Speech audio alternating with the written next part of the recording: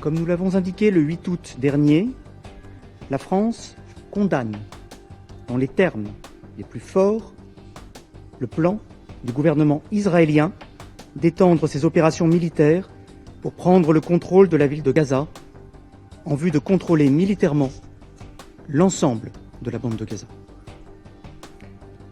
La France appelle le gouvernement israélien à revenir sur cette décision. Elle rappelle sa ferme opposition à tout projet d'occupation, d'annexion et de colonisation de la bande de Gaza et de déplacement forcé de sa population.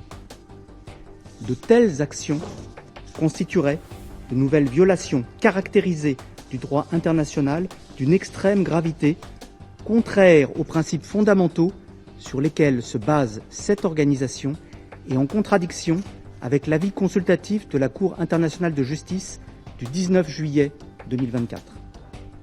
The United States government believes that today's meeting is emblematic of the counterproductive role that far too many governments on this council and throughout the UN system have played on this issue.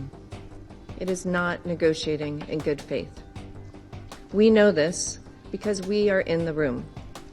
The simple truth is that this war could end today if Hamas let the hostages and all of Gaza go free.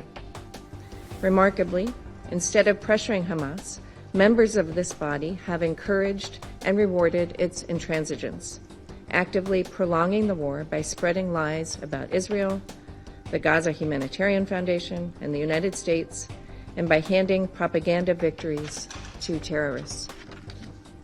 Mr. President, the most recent round of negotiations collapsed because Hamas drew encouragement from efforts to target Israel with libels and lies. The government of Israel did not make its decision to advance its military campaign in a vacuum, but after months of Hamas's intransigence. Hamas refuses to accept a ceasefire and continues to torture the hostages. The United States supports Israel's right to defend itself against Hamas's terrorism. And ultimately, Israel has a right to decide what is necessary for its security and what measures are appropriate to end the threat posed by Hamas and other similar groups. It is unfortunate that members have again taken advantage of today's meeting to accuse Israel of genocide. These accusations are politically motivated and categorically false. They are part of a deliberate, cynical propaganda campaign as Hamas attempts to win symbolic victories to compensate for total defeat in war. The United States refutes these allegations entirely. Эти действия израильского руководства грубо нарушают международное право, демонстрируют его открытое пренебрежение как призывами международного сообщества, так и решениями Совета Безопасности ООН и наносят крайне серьезный удар по перспективам двухгосударственного решения палестино-израильского конфликта. Решительно осуждаем намерение правительства Нетаньяху захватить Газу. Присоединяемся в данном контексте к прозвучавшим призывам к Западному Иерусалиму отказаться от подобных крайне опасных шагов, подрывающих и без того хрупкие перспективы мирного урегулирования ближневосточного конфликта. Настаиваем на неукоснительном соблюдении Израилем норм международного права и известной правовой базы БВУ, включая профильные резолюции Совета Безопасности и Генеральной Ассамблеи ООН. Напоминаем и о том, что израильские планы идут вразрез с консультативным заключением Международного суда ООН от 19 июля 2024 года, которое, среди прочего, однозначно предписывает Западному Иерусалиму незамедлительно положить конец оккупации палестинских земель. Кроме того, принятие такого плана по сути означает официальное и публичное признание Израилем задач по захвату и оккупации анклава. Israel proved long ago that its goal is the destruction of the Palestinian people through forced transfer and massacres to facilitate its annexation of our land. If some people believe what Prime Minister Netanyahu said yesterday and today, that there is a huge global lie, that there is no starvation in Gaza, and the two gentlemen from the leadership of the UN is also participating in spreading lies, then why don't you, the Security Council, go to the Security Council, take with you 100 journalists from your countries and other countries to verify exactly what is happening in Gaza. If he's so sure of this global conspiracy about the lie, let him prove it. Invite you, allow you to go to the Gaza Strip and see exactly what is happening there. Take journalists with you so that you can verify exactly what is happening in Gaza.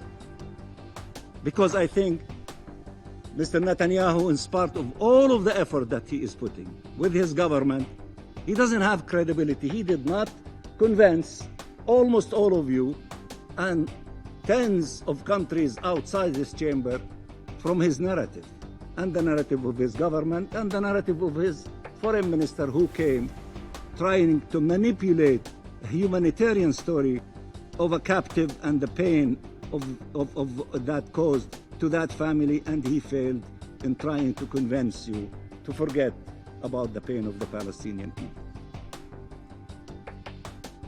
Such illegal and immoral plans cannot be met with only outrage. That would not be sufficient.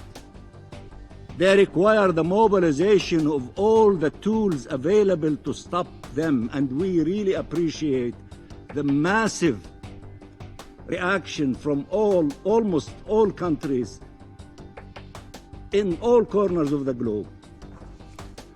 The IDF is preparing to take control of Gaza City while ensuring humanitarian assistance flows to civilians outside combat zones and away from the reach of Hamas. This is not conquest. Israel has no plans or desire to permanently occupy Gaza. This is liberation from a brutal terror regime. As our briefer stated earlier, I wish to reiterate the principles, the 5 clear principles that the Israeli Security Cabinet adopted for concluding the war. 1. The disarming of Hamas. 2. The return of all our hostages, both living and deceased. 3. The demilitarization of the Gaza Strip. 4. Israeli security control in the Gaza Strip. 5. The establishment of a non-Israeli peaceful civil administration governed neither by Hamas nor the Palestinian Authority. This is the only way to ensure a better future for Israelis and Palestinians alike.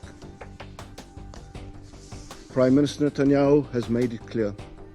Israel's goal is not to take over Gaza, but to free Gaza from Hamas and enable a peaceful government to rise in its place.